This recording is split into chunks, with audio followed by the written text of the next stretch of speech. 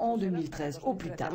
Par ailleurs, la France a continué à procéder à des expulsions et reconduites à la frontière, suscitant la controverse dans l'opinion publique.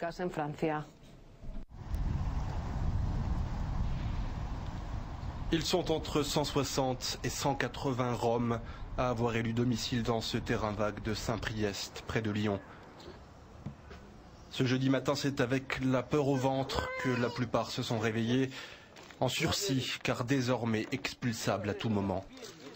La réunion interministérielle de mercredi, qui élargit les perspectives en matière d'emploi, leur donne, c'est vrai, une bouffée d'air frais, mais pour combien de temps au juste?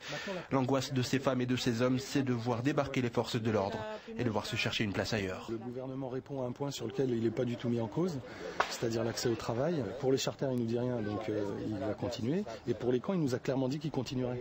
Pourquoi tu nous dégages? Qui veut dégager?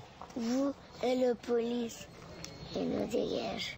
On m'avait pas travaillé, on m'avait comme ça tout mangé, rien. C'est très difficile. À quelques kilomètres de là, une cinquantaine de Roms ont planté leur tente dans un parc de la banlieue de Lyon après une évacuation et en l'absence de proposition de relogement.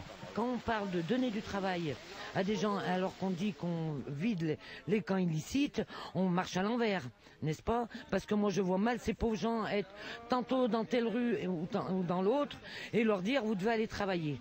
Faciliter l'accès au travail des Roms, la mesure est jugée positive par l'Union européenne.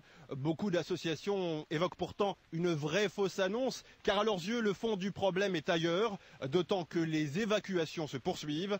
Résultat, ils sont parfois des familles entières condamnées à errer dans des espaces verts, comme ici, dans la banlieue de Lyon. La Cour